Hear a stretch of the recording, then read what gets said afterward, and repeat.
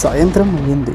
వాళ్ళిద్దరూ ఆ విజువల్ చూసి భయంతో షాక్లోనే ఉంటారు. ఆ దెయ్యం కూడా చూడటానికి చాలా భయంకరంగా ఉంటుంది. వాళ్ళు అజయ్ ఏంట్రా అది అంత భయంకరంగా ఉంది, నా వల్ల కావట్లేదు, కాళ్ళు చేతులు ఆడట్లేదు. ఆ దెయ్యం చుట్టూ కాకులు తిరిగి ఒక్కసారిగా దెయ్యంతో పాటు కాకులు కూడా ఆకాశంలో ఎగురుతూ మాయమైపోవడం ఏంటి అని అంటూ భయపడతాడు. దానికి అజయ్ ఏం లేదురా భయపడకు, మనం రేపు పొద్దున్నే బయలుదేరిపోదాం అని అంటున్న సమయంలో అంతలోనే ఒక ముసలాయన అక్కడికి ఎవరు మీరు, ఇక్కడేం చేస్తున్నారు అని అంటూ అక్కడికి వస్తాడు.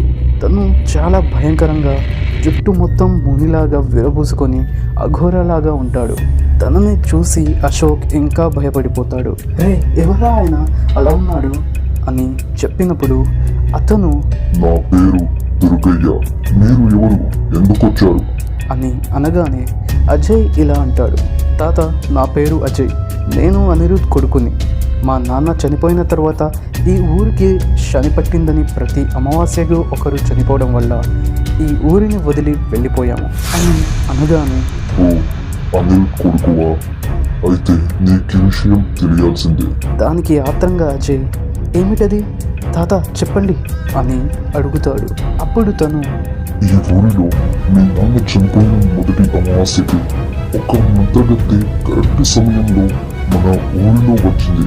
అందరూ పడుకున్న సమయంలో మీ నాన్న సమాధి నుంచి ఒక వాసన అనేది తనకు మత్తెక్కించింది. అప్పటికప్పుడే తన సమాధిని తవ్వి మీ నాన్న బాడీని ఒక కాకిలో చేతబడి రకంగా చేసి కాకిలో మీ నాన్న ఆత్మను బంధించింది.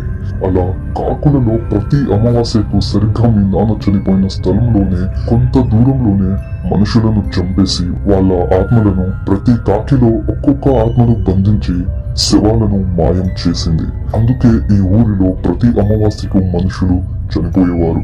అది విన్న అజయ్ ఒక్కసారిగా భయపడుతూ బాధపడుతూ ఉంటాడు. అశోక్ తనని రే ఏమైందిరా, నువ్వేం పట్టించుకోకవి ఆగు అని ధైర్యం చెప్తాడు. అప్పుడు అజయ్ ఏం చేద్దామైతే అని అనగానే అతను రేపు అమావాస్య, అది ఒక పెద్ద కాకుల సమూహం చేసుకొని భయంకరమైన ఆకారంతో ఒక పెద్ద మంట పుట్టించి మనుషులను దహనబలి ఇస్తుంది.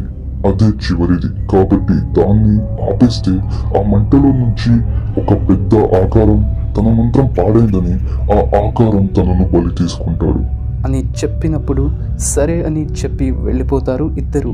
అతనిని కూడా వాళ్ళ ఇంట్లో పిలుద్దామనేసరికి వెనక్కి తిరిగి చూస్తే ఆ వ్యక్తి పొగ రూపంలో మాయమైపోతాడు.